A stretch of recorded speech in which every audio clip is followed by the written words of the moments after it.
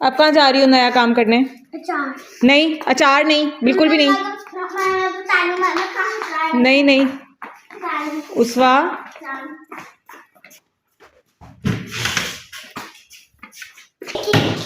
मैंने अभी मामू को कॉल की ना, आप दोनों की मार पड़ जाएगी, कैंडी नहीं मिलेगी अगर ऐसे तंग किया। चलो मम्मा प्लीज एक अचार, एक अचार ना प्लीज, एक मम्मी प्लीज हम उठ बैठे खिला दो, हम दोनों को मिलेगी ना।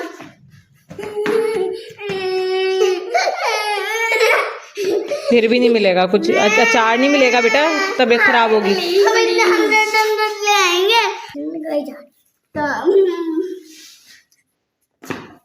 प्लीज मिटा दे, प्लीज मिटा देना, मिटा।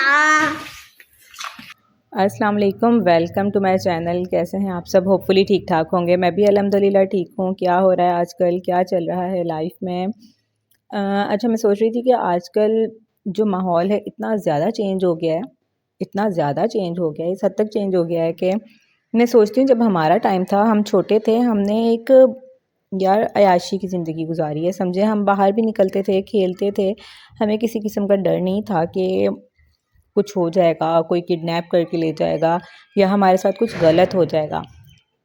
इवन के मैं हम लोग जहाँ रहते थे वो एक सोसाइटी है, सोसाइटी ना भी हो तब भी मैंने देखा है कि हम, जैसे मैं 90s का बच्चा हूँ ना, 90s किड हूँ, तो उस ज़माने में ना बहुत अच्छा एनवायरनमेंट था और ये चीज़ नहीं थी कि बच्चियों को घर से बाहर ना निकाला जाए, या इवन कि अब तो ये हो गया है कि बच्चों को भी घर से बाहर नहीं निकाल सकते। तो इवन के मैं 11-12 साल की थी और हमारे ग्रुप था 6-7, हम उसमें मेरी फ्रेंड्स थी, तो हम लोग ईद पे भी एक दूसरे के घर आना जाना, ईदियाँ जमा करना, और बहुत अच्छा लगता था। तो अब ऐसा टाइम आ चुका है कि हम किसी पे बिलीव नहीं कर सकते बच्चों के मामले में। बिल्कुल भी उन्हें बाहर निकालना ये सब तो बहुत दूर की बात है, हम इवन के बच्चे को कहीं अकेला भी नहीं छोड़ सकते। तो बस ये बच्चे बेचारे बदकिस्मत हैं जो इस दौर में पैदा हुए हैं। हमारे टाइम पे तो फिर हमने अच्छा टाइम गुजार लिया है, बाहर की दुनिया देख लिया। अब ये बच्चे ऐसे हैं कि बस घर में जब कैद हो गए हैं ना, तो फिर मोबाइल का दौर आ गया है। तो मोबाइल का ऐसे ही नहीं आया है क्योंकि बाहर हम बच्चे को निकाल नहीं सकते। बाहर एक दुनिया अजीब सी हो गई है, हर कोई अपने मतलब में, हर कोई अपने काम में, हर कोई अजीब सा एक माहौल पैदा हो गया है दुनिया में, किसी पे कोई एतबार नहीं है। तो बस अब इस तरह का टाइम है कि डिजिटल दौर जो कहते हैं ना, बच्चे मोबाइल में घुसे रहते हैं, वो इसीलिए घुसे रहते हैं कि वो बच्चे करें क्या, उनके लिए कहीं आना जाना या खेलना कूदना वो सब तो बंद हो ही चुका है। और इस दुनिया में मतलब आप पड़ोस पे भी एतबार नहीं कर सकते, ऐसा टाइम आ गया। तो बच्चों को तो हम निकाल नहीं सकते, तो फिर हम उनके हाथों में मोबाइल पकड़वा देते हैं क्योंकि हमारे पास कोई और ऑप्शन रह ही नहीं जाता, और हमारे पास इतना टाइम नहीं होता कि हम हर वक्त बच्चों के पास बैठे रहें और उनके साथ कुछ ना कुछ एक्टिविटी करते रहें। तो इतना टाइम माँओं के पास भी नहीं होता, घर में नहीं होता। तो बस यही रीज़न है कि बच्चों के हाथ में जो हर वक्त मोबाइल होता है। और दूसरी बात ये है कि गैदरिंग जो है ना मैटर्स अ लॉट। जब बच्चे बड़े होते रहते हैं ना, तो उनकी गैदरिंग क्या है, सबसे पहले तो घर का माहौल बहुत ज़्यादा इसमें कंसिडर करता है। जैसे माँ बाप के घर में एक्स्ट्रा किसी का आना जाना आप लोग ना रखें। जैसे आजकल तो माहौल भी नहीं है कि कोई भी आ जाए आपके घर में और स्टे करे या किस तरह। तो एक तो किसी पे एतबार भी करना बेवकूफ़ी है, और दूसरी बात ये है कि ये जो टाइम है ना, इसमें आप बाहर भी अगर बच्चा निकल रहा है या स्कूल गोइंग है ना, इवन के लड़की हो या लड़का, तो उसकी जिनके साथ फ्रेंडशिप है आप भी उनके साथ कांटेक्ट में रहें, बच्चे की फ्रेंडशिप किसके साथ है, क्योंकि ये टाइम ऐसा है, हम बच्चे को उसके हाल पे नहीं छोड़ सकते। अगर उसकी बेहतरी चाहते हैं तो हम ऐसा नहीं कर सकते कि बस हम अपनी ही ज़िंदगी तक महदूद पड़ें और बस हम बच्चे को नहीं देख रहे। नहीं, ऐसा कुछ नहीं होना चाहिए।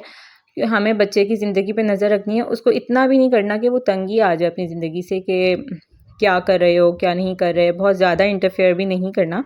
लेकिन इस हद तक हमने ज़रूर करना है कि हमें पता ज़रूर हो कि बच्चे के फ्रेंड्स कौन हैं, किस तरह के फ्रेंड्स हैं, किस तरह के लोगों में उठना बैठना है और उसकी एक्टिविटीज़ क्या हैं। तो बिल्कुल हमने उससे ऐसा नहीं होना कि हमें कुछ पता ही नहीं है, बस बच्चे के होमवर्क करवा दिया और स्कूल भेज दिया, बस इस हद तक नहीं रहना हमने, और बस खिला पिला दिया, कपड़े पहना दिए। नहीं, हमने उसकी जो हर एक्टिविटी है उस पे नज़र भी रखनी है और उसके गैदरिंग पे नज़र रखनी है। पता है क्या, गैदरिंग जो है ना हमारे ऊपर भी डिपेंड करती है, लेकिन साथ-साथ पेरेंट्स को भी गाइड करना पड़ता है कि बेटा ऐसे लोगों से दोस्ती रखनी है, ऐसे लोगों से दूर रहना है और इस तरह के लोगों के साथ आपने बैठना है। अच्छा मेरे साथ तो यही हुआ है। मुझे अब्बू हमेशा यही नसीहत करते रहते थे कि बेटा आपने जो फ्रेंडशिप करनी है ना, दोस्ती करनी है, दोस्त अच्छे बनाने हैं, दोस्त अच्छे बनाने हैं। अब्बू हमेशा मुझे यही कहते थे और या तो मेरे ऊपर किस्मत मेहरबान थी या मेरी नेचर ऐसी थी। कहते हैं ना हमारी जैसी नेचर होती है तो हमें लोग भी वैसे ही पसंद आते हैं और दोस्ती भी वैसे ही लोगों के साथ होती है। मेरी जो हमेशा इंटरेक्शन रही है ना, वो हमेशा अल्लाह का शुक्र है, पता नहीं अल्लाह की तरफ से हुआ है, हमेशा अच्छे लोगों के साथ, जो अच्छी लड़कियाँ होती थी ना, उनके साथ ही मेरी बनती थी। जो पढ़ाई में टॉप पर होती थी। अच्छी लड़कियाँ वही नहीं होती जो सिर्फ़ पढ़ाई में टॉप पर होती हैं, लेकिन जैसे होती हैं ना बहुत ज़्यादा शार्प लड़कियाँ होती थी, मेरी उनके साथ नहीं बनती थी। और जो डल डफ़र होती थी मेरी उनके साथ भी नहीं बनती थी। ये एक अल्लाह की तरफ से ही होता था, मुझे वो पसंद ही नहीं आती थी। तो जिनके रिज़ल्ट अच्छा होता था, ग्रेड अच्छे होते थे, जिनकी मतलब मुझे कोई बात समझ आती थी ना, जो लॉजिकल थी, इंटेलिजेंट थी थोड़ी, उनके साथ मेरी बनती थी। हालाँकि मैं खुद एवरेज स्टूडेंट रही हूँ, लेकिन ख़ैर मेरी ग्रेड 8 तक तो मेरी पोज़ीशन आती रही है, फर्स्ट, सेकंड, थर्ड। उसके बाद 9th में आके ज़ाहिर-सी बात है बोर्ड के एग्ज़ाम्स आ जाते तो फिर मैं ए ग्रेड पे चली गई और फर्स्ट इंटर में भी ए ग्रेड था। तो इस तरह, लेकिन फ्रेंडशिप मेरी उनसे रही है हमेशा जिनका A+ आता था। पता नहीं ये क्यों होता था, लेकिन मेरे साथ हमेशा यही हुआ है। मुझे ना निकम्मे लोग कभी पसंद ही नहीं आए, मेरी दोस्ती ही नहीं होती उनके साथ, मतलब अगर हो भी ना तो मेरी उनके साथ नहीं बनती, मुझे पसंद ही नहीं आता उनसे बात करना, पता नहीं क्यों। हालाँकि ऐसा नहीं होना चाहिए, नेचर भी तो मैटर करती है। हाँ, नेचर बिल्कुल मैटर करती है, क्योंकि मैं जो बहुत नेचर, मतलब मैं देखती थी ना अगर कोई बहुत शार्प है या मुझसे बात इस तरीके से कर रहा है, मैं उससे नहीं बात करती थी, मेरी उसके साथ नहीं बनती थी।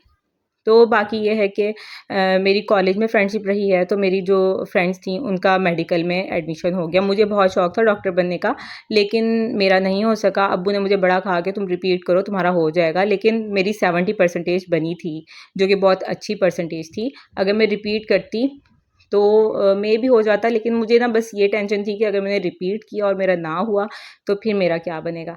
तो इस वजह से मैंने ना मेडिकल को दोबारा रिपीट करना नहीं, मैंने सोचा ही नहीं कि मैं इसको करूँ। तो और उस टाइम पे मैं सेल्फ़ भी अफ़ोर्ड नहीं कर सकती थी। अगर सेल्फ़ हो जाता तो सेल्फ़ पे तो ख़ैर मेरा हो ही जाना था, क्योंकि सेल्फ़ पे तो आप 50 और 60% इस तरह से जाती है, तो मेरी तो माशाल्लाह से 70 से ऊपर बन गई थी। लेकिन मैंने उसको रिपीट करना ना, मेरा बिल्कुल भी दिल नहीं हुआ था। मेरा बस जिस सब्जेक्ट में फिर मेरा यूनिवर्सिटी में हुआ, मैंने उसको ही अच्छे से किया और यूनिवर्सिटी में भी अल्हम्दुलिल्लाह ऐसा हुआ कि मेरी फ्रेंडशिप, जो मेरी गैदरिंग थी, हमारा जो ग्रुप था ना वो डिपार्टमेंट में टॉप पे था। मतलब ग्रेड जो हमारे आते थे, हमारे टॉप ग्रेड्स होते थे, या हम इंटेलिजेंट कह लें, या एक अच्छा ग्रुप था, बहुत अच्छा ग्रुप था हमारा। हम 6 लड़कियाँ थी ग्रुप में और एक जाना-माना एक ग्रुप था, क्योंकि अगर कोई क्विज़ हुआ हमारे डिपार्टमेंट में तो हमारी फर्स्ट पोजीशन आती थी। इस तरह का मेरा ना हमेशा गैदरिंग रही है। तो हमें खुद ये देख के चलना पड़ता है कि हमारी फ्रेंडशिप किसके साथ हो रही है, हमारी गैदरिंग कैसे लोगों के साथ है, हमारा उठना-बैठना कैसे लोगों के साथ है। मतलब हम जब यूनिवर्सिटी लेवल पे चले जाते हैं ना, हमारे अंदर बहुत ज़्यादा एक खुद एतमादी, या क्या कहें कि समझ-बूझ आ जानी चाहिए, और आ जाती है। तो बस मैं यही कहूँगी कि अपने बच्चों को आप ये कहते रहें कि बेटा आपने गैदरिंग अच्छी रखनी है, फ्रेंड्स अच्छे रखने हैं, तो उन पे भी किसी न किसी तरह, किसी न किसी टाइम पे उन पे इस बात का ज़रूर असर होगा कि उनको गैदरिंग अच्छी रखनी है, फ्रेंड्स अच्छे बनाने हैं। जब उनकी फ्रेंड्स अच्छे होंगे और गैदरिंग अच्छी होगी ना, तो वो आपके बच्चे खुद ब खुद एक अच्छे अच्छे रास्ते पे ही जाएंगे, वो टेढ़े रास्ते पे नहीं जाएंगे, क्योंकि उनके साथ जो फ्रेंड्स हैं जिनका उठना बैठना है वो अच्छे घर से हैं और अच्छे बच्चे हैं।